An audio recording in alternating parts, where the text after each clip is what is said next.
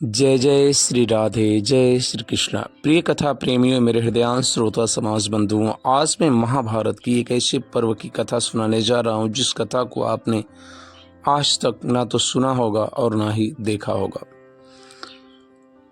साथियों, महाभारत का भयानक युद्ध समाप्त हो चुका था जिसमें हजारों, सैकड़ों, लाखों नहीं बल्कि करोड़ों सैनिक मारे जा चुके थे। अपने ही परिवारजनों की हत्या या वध करने के पाप से ग्रसित पांडव दुखी रहने लगे और भगवान श्री कृष्ण के सामने जा करके निवेदन किए कि हे माधव, मैंने या हमने अपने ही परिवारजनों, अपने ही गुरुजनों, अपने ही राज्य के सैनिकों का वध किया।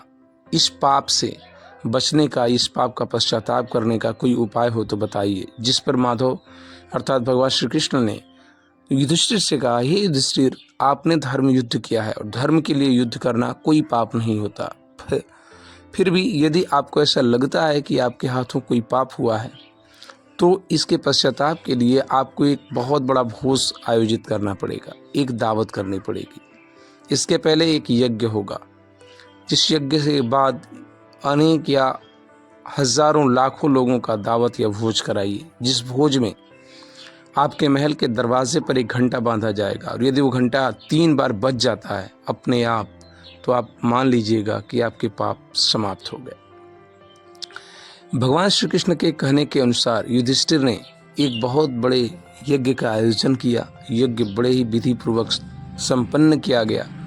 यज्ञ समाप्ति के बाद भोजन यानी भोज का आयोजन किया गया, जिसमें अनेक राज्य के लोगों को आमंत्रित किया गया भोजन करने के लिए। और जब भोजन कराना शुरू किए युधिष्ठिर, तो घंटे की तरफ ही सभी पांडवों का ध्यान था कि घंटा 3 बार बज जाए, जिससे कि हम ये मान लें कि हमारा पाप धुल गया। हजारों नहीं, लाखों लोग आकर के दरवाजे पर भोजन किए। भोजन करने के बाद सभी लोग चले जा रहे थे और युधिष्ठिर का मन इधर द्रवित होता जा रहा था, क्योंकि लाखों लोगों के भोजन करने के बाद भी घंटा एक बार भी नहीं बजा था और सबका ध्यान अभी घंटे की तरफ ही था।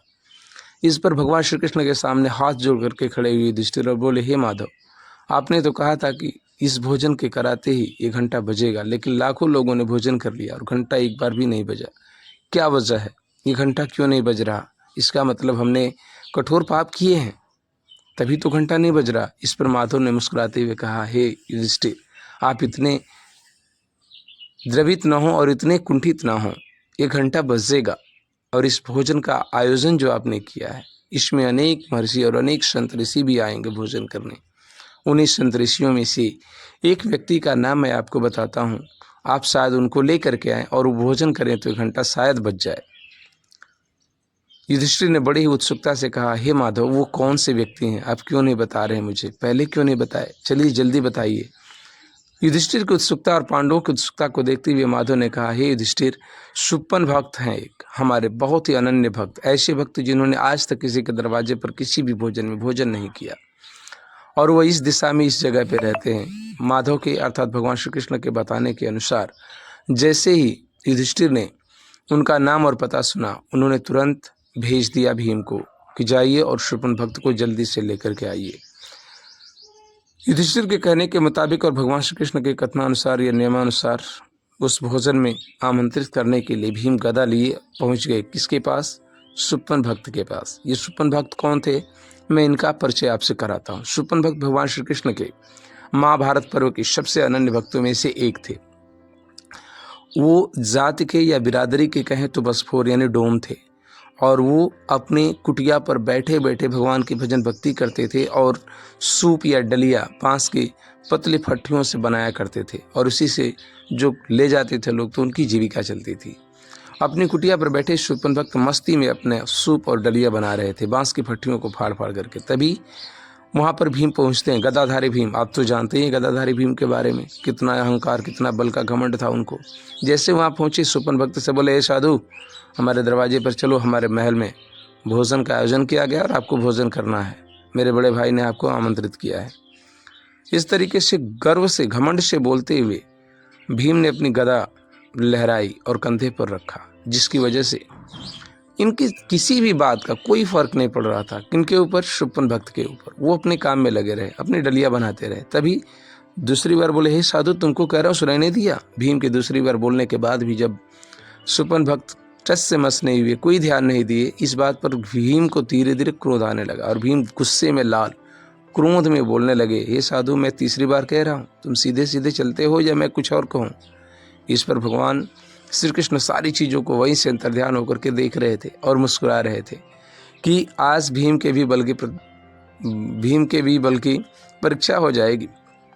इस बात पर जब तीसरी बार कहने के बाद भी उस संत साधु ने कोई ध्यान नहीं दिया तो क्रोध में लाल भीम आगे बढ़ते हैं और संत सुपन भक्त को बड़े ही क्रोधाभाव में बोलते हैं, हे साधु, तुमने शायद नहीं सुना, महाभारत के युद्ध का मैं महापराक्रमी गदाधारी भीम हूँ, उन्हीं 5 पांडवों का भाई। शायद 5 पांडवों में से मैं एक हूँ जिसको तुम नहीं जानते। मैंने अपनी गदा से दुर्योधन जैसे महारथी की जंघाएं तोड़ी थी, दुशासन का लहू पिया था।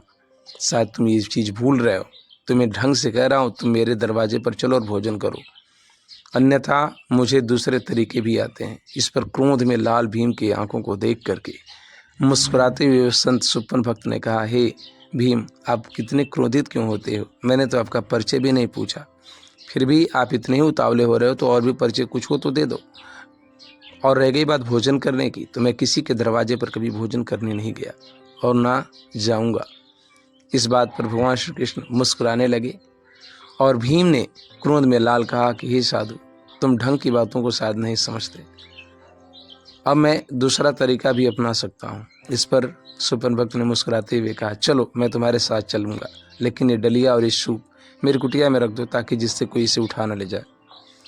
कुटिया में रखने के पर्पज से, उद्देश्य से जैसे ही भीम ने उस डलिया को और सूप को हाथों से उठाना चाहा, वो डलिया जमीन में चिपक गए, उठ ही नहीं रहे थे। भीम लगे छटपटाने, जोर लगाने, बल लगाने, लेकिन पसीना से भीग गए और वो डलिया टस से मस नहीं हुआ।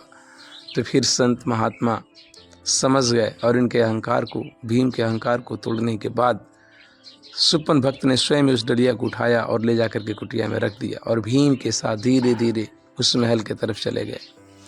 महल पे आने के बाद बड़े ही स्वागत भाव से भगवान श्री कृष्ण के साथ 5 पांडवों ने उनका आवभगत किया। उसके बाद भोजन परोसा गया। भोजन अनेक तस्तरियों में रखा गया था, लेकिन थाली में रखते ही सुपन भक्त ने सभी भोजन को एक ही साथ एक ही थाली में लपेट करके और जैसे ही एक निवाला मुंह में डाला, घंटा एक बार बजा।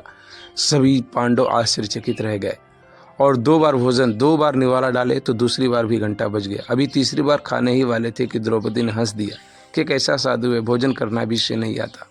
सुपन भक्त गुस्से में आकर के और भोजन करना बंद कर देते हैं, जिस पर सभी पांडवों ने फिर से अनुग्रह निवेदन किया और उसके बाद फिर से सुपन भक्त ने तीसरा निवाला मुंह में डाला और उसके बाद तीसरी बार भी वो घंटा, महल में टंगा हुआ घंटा बज गया। सभी पांडवों को ये विश्वास हो गया कि उनका पाप समाप्त हो गया। ये कथा